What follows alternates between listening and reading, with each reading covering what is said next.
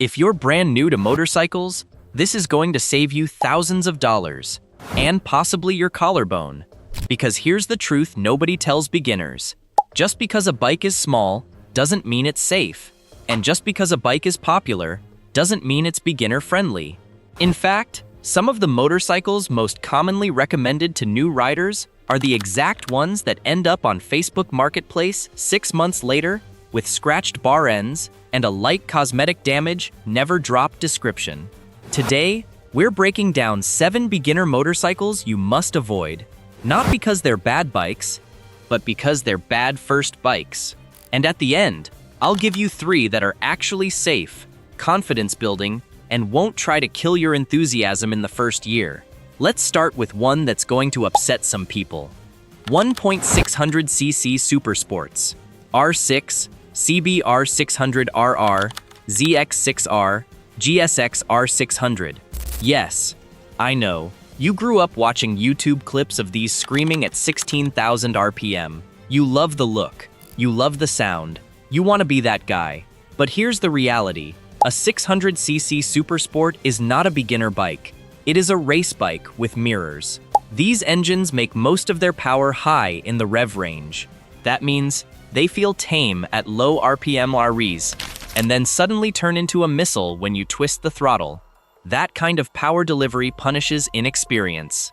On top of that, aggressive riding position, extremely sensitive throttle response, stiff suspension, tall seat height, expensive insurance. They are unforgiving.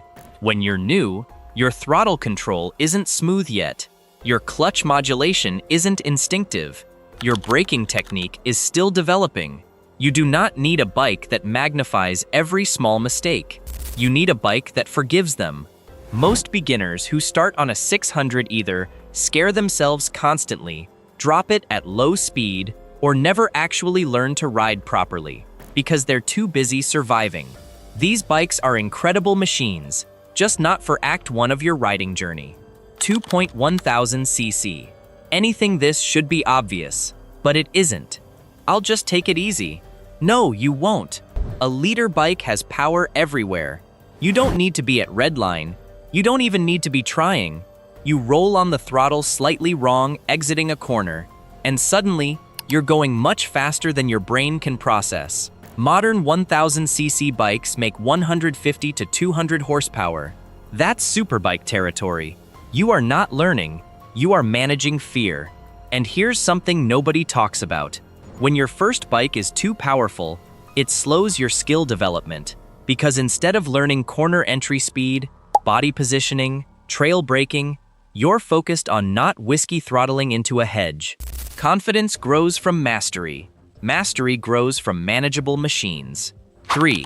Big heavy cruisers, Sportster 1200, Rebel 1100, etc. This one surprises people. Cruisers are low and relaxed. They're easy. Not always. Yes, they're low. Yes, they're stable. But they're also heavy. Weight is one of the biggest challenges for new riders. At slow speed, where beginners struggle the most, weight matters more than horsepower. A 250 kilograms cruiser doesn't care that you're nervous. If it starts leaning past the balance point at a stop sign, you're not saving it.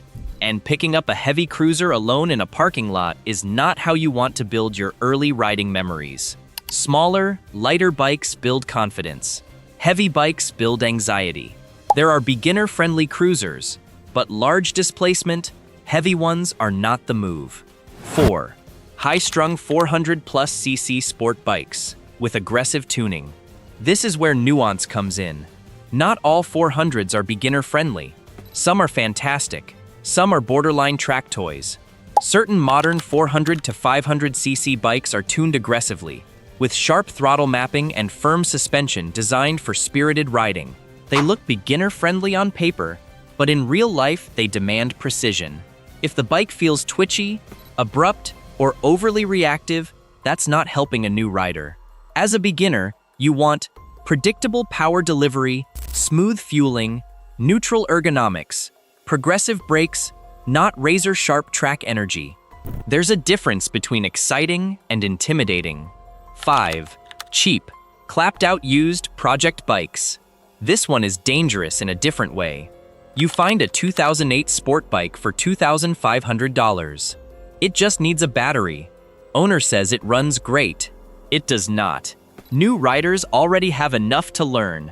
Clutch control gear selection, counter-steering road awareness.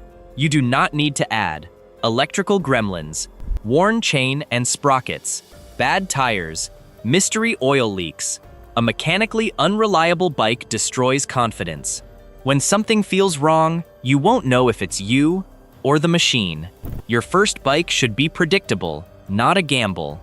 6. Tall adventure bikes. Africa Twin, 890 Adventure, etc. Adventure bikes are awesome, but tall, top-heavy ADV bikes are intimidating for beginners. They have higher centers of gravity, require confident, slow-speed control, demand strong balance. If you're under about 5'10" and brand new, managing a tall 230 kilograms ADV bike at parking lot speed can feel terrifying. You don't want your first year of riding to feel like you're constantly one wobble away from tipping over. There are smaller ADV options. We'll get to that later, but full-size ADV bikes, not beginner material. 7. Anything you're afraid to drop. This is the most important one.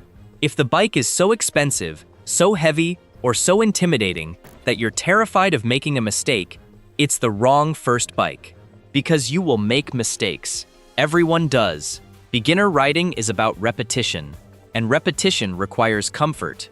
If you're afraid of your machine, you won't practice properly. You'll hesitate, you'll tense up, you'll ride stiff.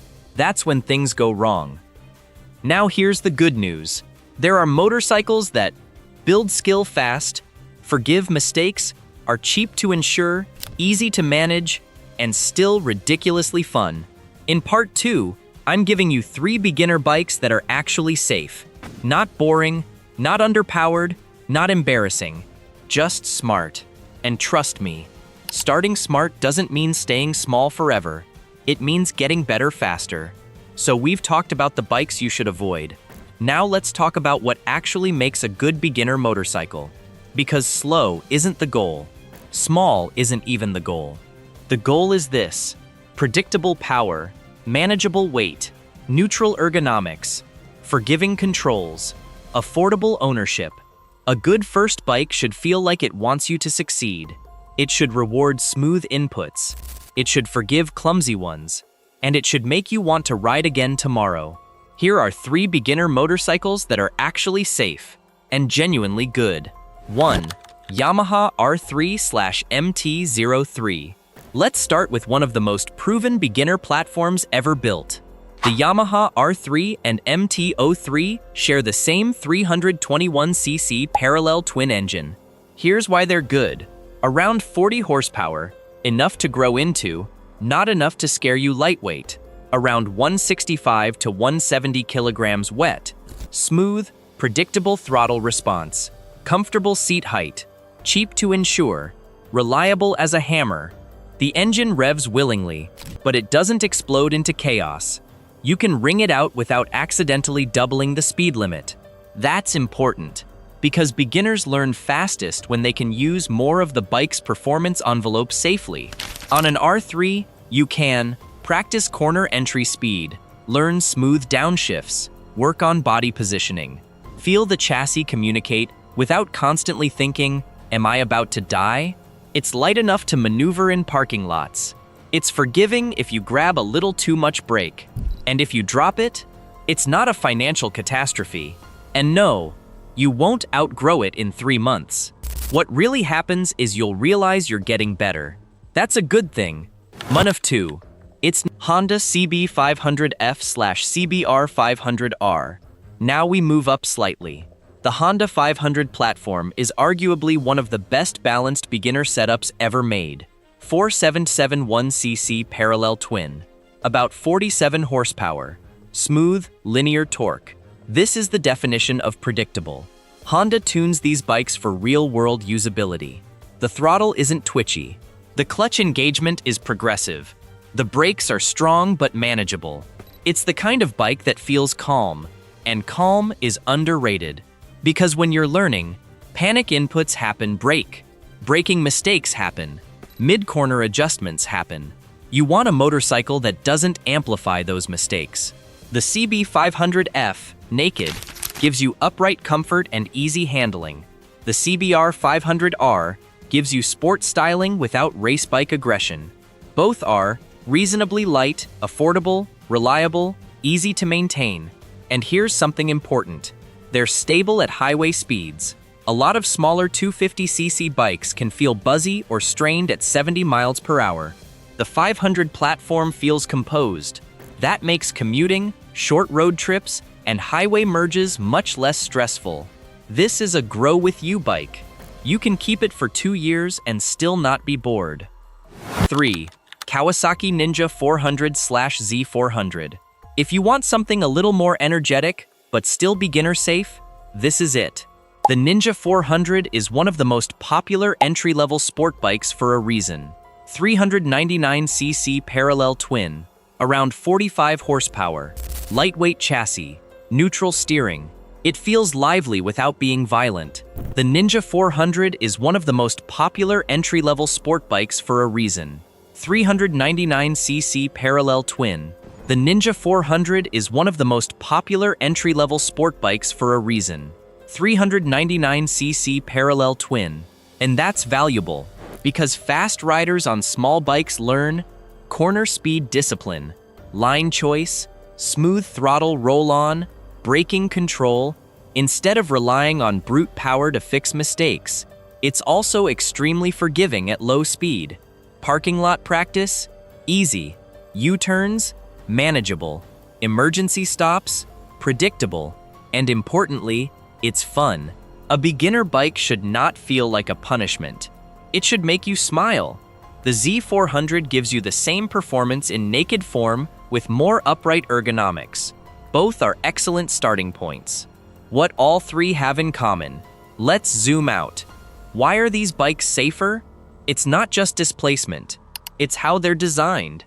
They share linear torque curves, manageable weight, comfortable ergonomics, non-aggressive throttle mapping, balanced suspension, affordable replacement parts and core.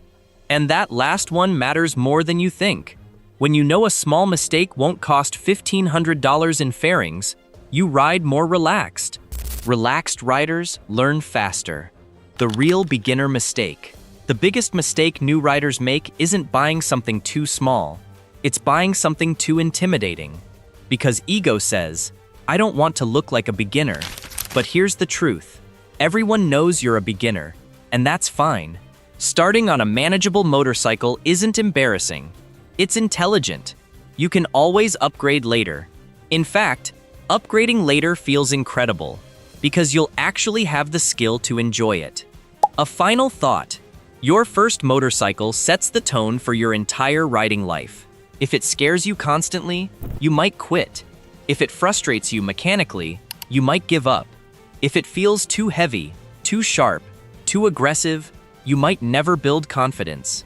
But if it's balanced, forgiving, and fun, you'll fall in love with riding the right way. And that's the goal. Not horsepower, not top speed, not looking cool at a stoplight. Longevity, skill, confidence. If you found this helpful, drop a comment and tell me what your first bike was, and whether it was a good choice or a terrible one. And if you're shopping right now, remember, start smart, get good, then go fast. I'll see you in the next one.